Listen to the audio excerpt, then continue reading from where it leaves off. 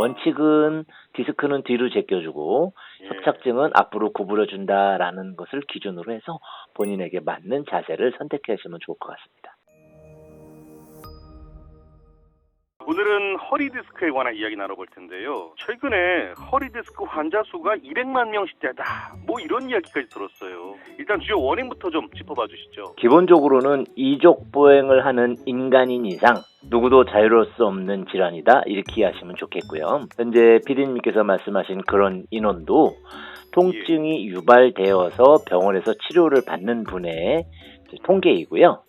실제 엑스레이, CT, MRI 등을 찍었을 때 증상은 없지만 디스크나 이런 증상이 있다라고 판정이 되신 분은 성인인 경우 70%에 육박할 것이다. 이런 이제 통계도 있습니다. 이족보행을 해서 서 있는 경우에는 척추의 균형이 틀어지기 때문에 그것을 일정하게 유지해서 허리 건강에 문제가 없을 정도로 이제 척추와 척추의 간격, 즉 그 사이에 디스크가 있지 않습니까?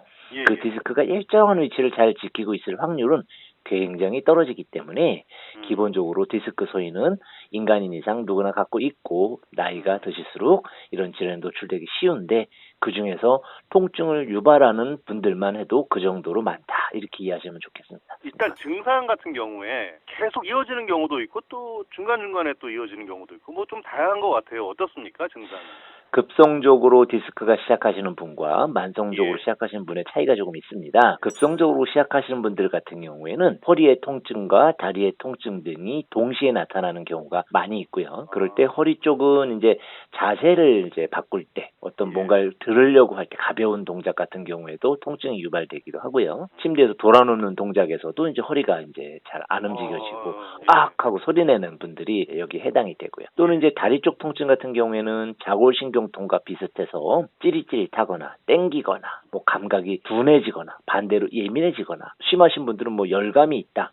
냉감이 있다 이런 표현을 하게 되는데 그것이 발가락까지 가서 발가락에 힘이 없어요 이렇게 얘기하시는 분들도 있습니다. 병원에 가기 전에 뭐 이 정도면은 내가 허리 디스크를 의심해 봐야 되나?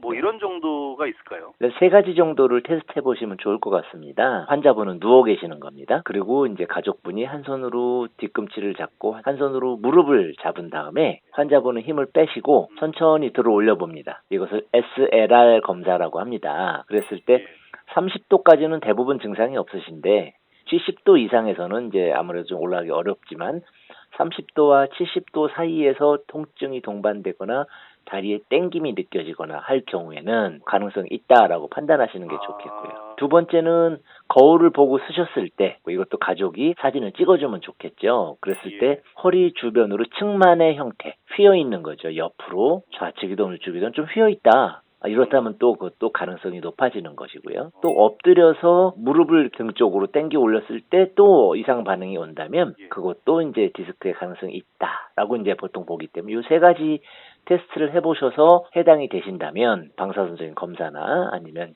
전문가의 그 의학적 검사를 받으셔서 확진을 받으시는 것이 좋습니다. 그러면 재발 방지를 위해서는 어떤 부분을 좀 신경 써야 될까요? 가장 중요한 부분이 이제 자세거든요. 무거운 물건을 들 때 또는 잠잘 때 가장 이제 허리를 많이 다치시게 되거든요. 서 있을 때, 앉아 있을 때, 누워 있을 때, 뭐 물건을 들 때 이런 여러 가지 자세에서 허리에 하중이 가지 않는 물건을 바짝 배 쪽으로 안아드는 이런 자세들에 대한 연습과 사전 지식이 필요하고요.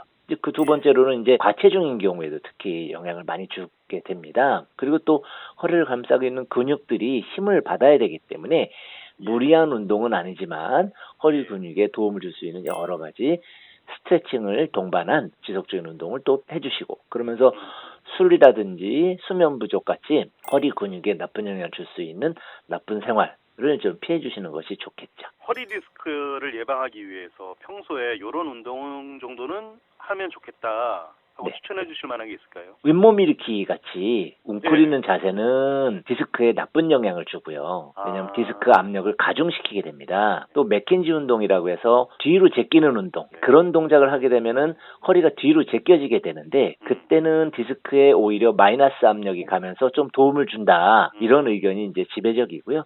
물론 맞는 말씀입니다만 환자분들이 그 두 가지 동작을 해보셨을 때 뒤로 제꼈는데 더 불편해요 하시는 분들이 있습니다. 이런 경우에는 디스크와 협착증이 동반되는 분들도 있고요. 또 허리에 다른 이제 굴곡의 문제가 있을 수 있으므로 원칙은 디스크는 뒤로 제껴주고 협착증은 앞으로 구부려준다라는 것을 기준으로 해서 본인에게 맞는 자세를 선택하시면 좋을 것 같습니다. 근데 요즘에 의자에 앉아서 생활하거나 일하시는 분들이 굉장히 많습니다. 이런 네. 분들에게도 조언 한 말씀 부탁드리겠습니다.